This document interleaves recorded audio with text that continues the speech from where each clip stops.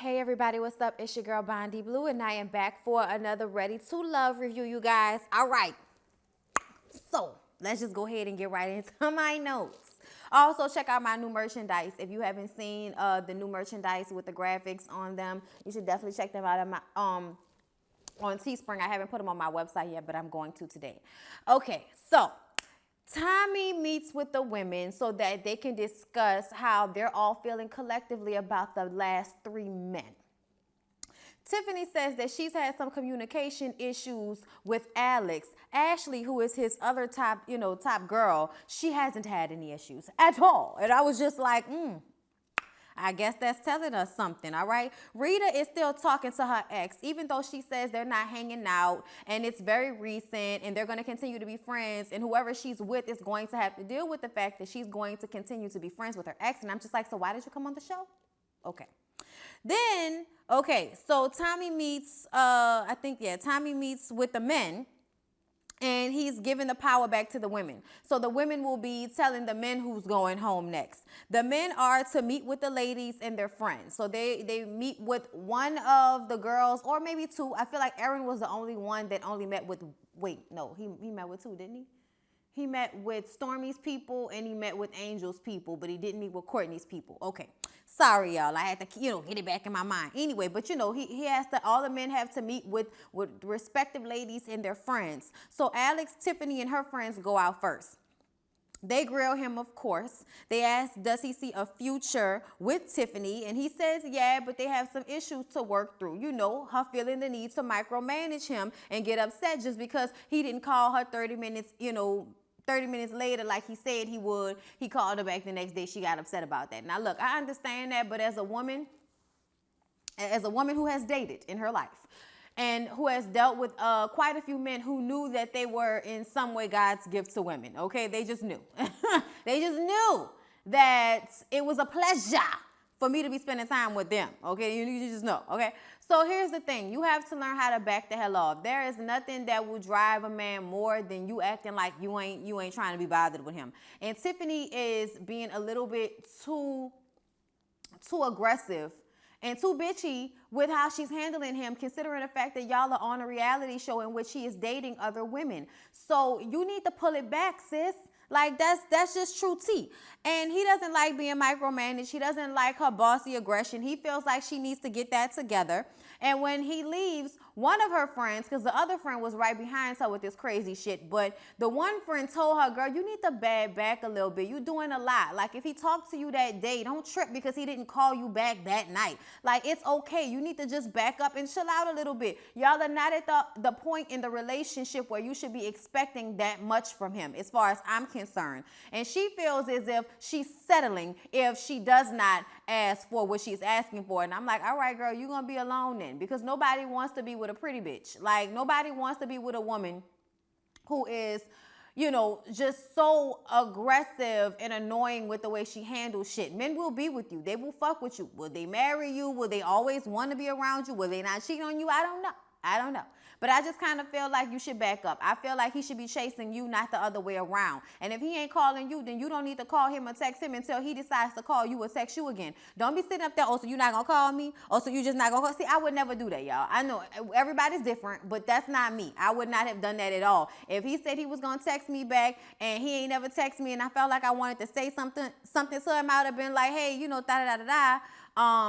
If you're still busy, just holler at me later, but I just wanted to tell you that. That's all you got to do. If he doesn't text you back, then you wait until the next time. Like, you a grown-ass woman to be so, oh, my God, why is he not calling me back? Let me text him 1,000,000 times because he hasn't texted me back yet. It's childish to me. I'm sorry, but it's childish. You a grown-ass woman. You should have shit to do. Go find something to do and let that man run after you. So Erin, Stormy, and 3 of her homegirls meet up, and this is like the exact opposite, okay? Like, everything went great with them. Her friends were amazing. They asked him questions, but he was able to, shuck and jive with the shit. And they asked him about his baby mama situation because he has a son. And Erin just basically says she's a lawyer, and it took them a minute to get to the point where they are now, but they are good. Their relationship is fine. And, then the rest of the time, her homegirls talk about how amazing Stormy is. Shout out to Stormy for hitting me up, okay, on Instagram in my DMs. Hey, Stormy girl, okay? Yes, she's from New Orleans too, and I'm here for it, okay? I was like, all right.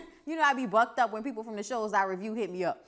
Anyway, y'all, so all her friends were just talking about how amazingly loyal she is, how, you know, how a great person she is. And Stormy is here for Erin. She feels like the fact that things went well means that they're connecting in a strong and, you know, sustainable way. Okay, we'll see. Stormy, you know I ain't feeling Erin, girl. You know I'm not feeling him. I'm not feeling him, girl. You probably would have had a better time with that pastor. That pastor seemed like he might not have been, you know, such an asshole about it. He did kind of look like he was melting a little bit. So that's why I would have kind of been like, oh, sir, if you think you about to cheat on me with the ladies in the second pew of the church.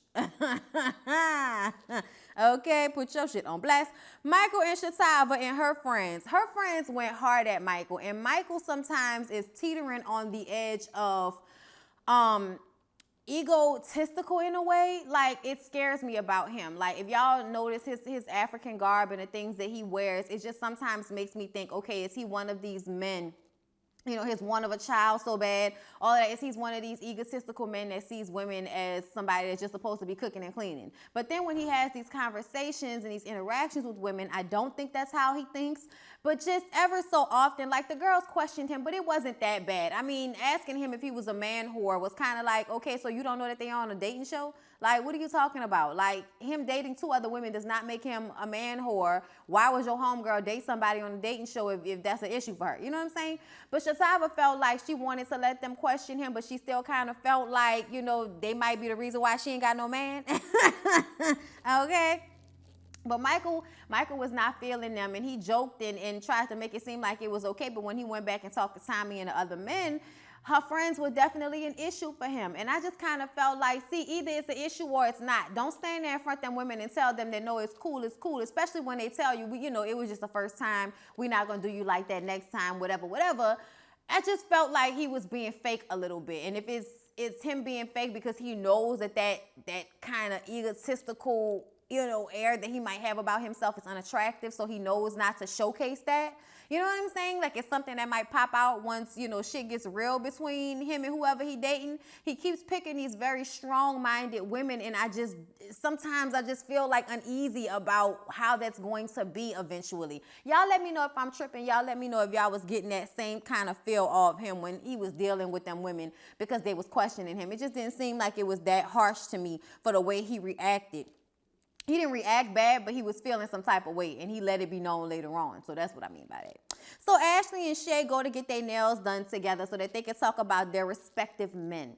And Ashley lets us know that she is not kissing Alex. She is not doing anything with him until he is her man, because she don't know where his mouth been or what he been doing with this one and that one and that one and this one. And I'm like, okay, girl, I feel you on that. You know, I understand if that's what you want to do, but I'm a kisser. I'm a kisser. So yeah, no, if I'm feeling you and I don't see anything around your mouth, like, probably gonna, you know, your breath's not bad, you don't give me like good vibes, then I'm probably gonna kiss you. God, you know, thank you for never, you know, bringing me in a path of somebody who I would have kissed and then, you know, had my face fucked up, like, all unnecessarily. You know what I'm saying? Like, ew. Anyway, y'all, Shay talks about how she's still on the fence with this situation with having a baby.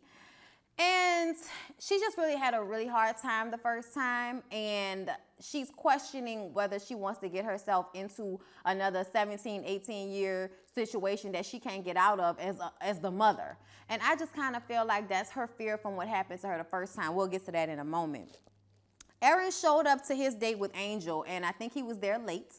She was there with, I believe, her siblings. I'm not sure. It just seemed like everybody looked alike. But the guy who was there, her homeboy who was there, was very, very assertive with Aaron and was letting him know, you being here late is disrespectful. Have you been spending time with her? You been ghosting her? Oh, so what's really hood? And Aaron is hemming and hawing and not really being able to answer all the questions. And he was like, so dude, have you been trying? Have you been spending time with her? Like, what's going on? And ultimately they say they haven't spent any time together in a week. And I just kind of feel like Aaron is over Angel at this point, but he doesn't want to say it, and especially not in front of her family and friends, which I understand that. But I'm still lost on why he prefers Courtney to Angel. Like, he's more attracted to her, and I think it's because she has that fake ass, and that kind of annoys me. Like, I'm like, really? Like, I'm so tired of you niggas with this. Y'all would rather the shit be fake as long as it's big. Like, I felt like Angel's ass was very proportionate to her body. She's a very, very beautiful woman. I just didn't see why you would be more attracted to somebody who you haven't even spent all of that much time with. And I'm starting to think that Aaron has, the little light-skinned girl situation going on. You know what I'm saying? Where he's not necessarily attracted to women who are his shade or darker, but he doesn't want to say that out loud because he knows women don't like to hear that shit. We're going to find out about it next episode, y'all. Anyway, so homeboy said that Angel was an enhancer and that any man that's with her, she's going to make his life better, his situation better. And that's what any woman is supposed to do. I think everybody's confused about what this whole relationship, marriage shit is for. It's to make life easier because life is difficult sometimes, okay? So your relationship, your marriage, whatever should be your saving grace. It should be the place of peace. Like sometimes you have your ups and downs and shit. Don't get me wrong. It's not always perfect. But it's supposed to be so you can be uplifted and have a helpmate both ways. Men to help women and women to help men. Okay, like a part of the situation, part of the problem with this world right now is everybody thinks it's okay to just do shit any old kind of way. And we don't want to shame people anymore. So it's like, oh, hey, if you're making a decision to do all of this shit by yourself or not have a meaningful relationship or have sex unprotected with people who you don't want to have kids with, just all of this type of shit. We don't want to shame anybody anymore, which I kind of feel like shaming you motherfuckers held y'all to a higher esteem. And maybe if we were shaming people a little bit more often, they wouldn't be fucking up kids' lives by putting them in situations that are unstable just because the world told you it was okay for you to create an unstable situation. You know what I'm saying? Okay. So yeah, y'all, enhancers. That's what we supposed to be, period. Okay, ain't supposed to be a special type of bitch that's an enhancer. All us supposed to be enhancers to one another. So Alex goes out with Rita and her friends, and Tiffany has been given all the other women an opening, okay? Whereas he was shut down from a lot of the other women, he is definitely being more open because Tiffany is acting fucking crazy, okay? I don't care what y'all talking about. She's doing the most. It is a dating show. Pull it the fuck back. The last time we saw somebody act this controlling under these types of circumstances, her name was New York, and the shit was called Flavor of Love, okay? So anyway, Alex says that he's very attracted to Rita, but because of how this show went, he wasn't really able to spend much time with her. But when it comes to the situations with some of the other ladies, things have just kind of gotten a little tough for him. And Rita says, yeah, I noticed ever since, we've kind of dwindled out all the people. And now we're kind of, 3 or 2 women fighting over one guy specifically. Things have got a little bit more muddied and a little less nice as they were before. And she has noticed that, but she says she's not the type. She is not like Tiffany. She is not going to be calling him, worrying about what he's doing all day because she has shit to do too. So guess what? If he don't call her, she'll wait until the next time. And if he ain't gonna call her, she got another nigga that will be calling. Okay, that's her whole thing right now. But what Alex wants to know is what is her situation with this ex-boyfriend? Like, what's going on there? And she says that, they're still talking to each other. The situation just ended, a couple of months ago, but it's not like that. She's over it, so to speak. And I just kind of feel like the fact that you still talking to him and y'all haven't given yourselves space to really say it's over, I feel like I'm not sure about that. But her homegirl says that if Alex wants to be the one, then he's going to have to step up and put her in a position to say, oh, I like Alex so much that I'm not even going to pick up the phone. I'm not even worrying about that guy. And trust me, that's how it goes down, okay? Okay? Make me want to leave the other dudes alone, okay? Put that in my mind. You know what I'm saying? So the men meet with Tommy. Michael is worried about Shatava's friends. Like I told y'all, why you was acting like it was all good when you were with them, but now it's an issue. Her friends are an issue. Like, whatever, nigga. I think that you like Shatava, but you don't like her as much as you like Shay. And that's just real tea. Alex is bothered by Tiffany and here for Rita now, but worried about the ex situation. And Aaron is basically over Angel. So they're going to have to deal with these respective issues. I don't know when the women are gonna start, having the power again, but I think that's going to be interesting because of how things have gone down with a couple of these men, especially Aaron. So Shay talks to Michael about her struggle with postpartum, y'all. That's what happened. The first time she had her son, she had postpartum depression, and it was her by herself with her son. She did not have a lot of help because the man wasn't in the picture. So that's what she's worried about. She's scared. It's put a bad taste in her mouth. And even though she loves her son, Shay's son is what she named him. Shay's son. Y'all get it? Okay. And she's, you know, in a good place with her son now, but she just cannot fathom going through that for another 17 years.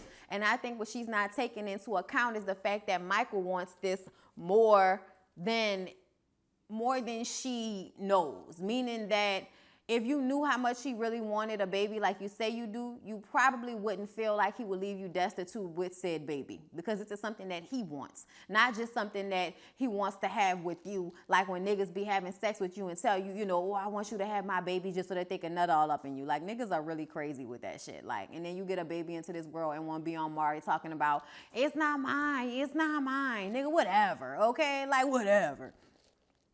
Either way, they have that conversation. He really wants a baby. She still doesn't know where she's at with it, and they kind of left it on a cliffhanger with them. Alex talks to Tiffany about feeling micromanaged. Tiffany says that when you set expectations, I should be able to hold you to those expectations. Tiffany says it's about being a grown-ass man and doing what you say you're gonna do. And even though I understand where she's coming from, her energy is way too much. Her energy is way, way too much right now. Like, as far as I'm concerned, I don't care what anybody else is talking about. Tiffany is giving me crazy bitch right now. You are on a reality dating show. You have got to pull it the fuck back. Okay, you have got to pull it the fuck back. Telling him that he's not acting like a grown-ass man because he's not calling you every time he says he's gonna call you, like, it's just an unrealistic expectation. And for you to constantly be texting and shit all the time, showing him how crazy you can be about a situation, how are you going to be once he gives you the dick? It's the question. And that's probably how he felt. He was like, we ain't even having sex yet and she acting crazy. How's she going to be when I give her the dick? She ain't going to know how to act. You know what I'm saying? Like, I think that was kind of what was going on in his mind from jump, which is why they left it on the cliffhanger. But I feel like that situation is over. I think Alex and Ashley are going to be a thing, and actually Alex and Rita are going to be a thing. And then Aaron talks to Angel, and he kind of circled around the airport, but ultimately I believe that he's about to tell her that, you know, thank you for your services. Thank you for your services. Okay, shout out to Shawnee. So I think it's basically going to be that. However, the episode was interesting. It was good. I really liked the show. I'm interested to see what's going to happen next week. Huh? No.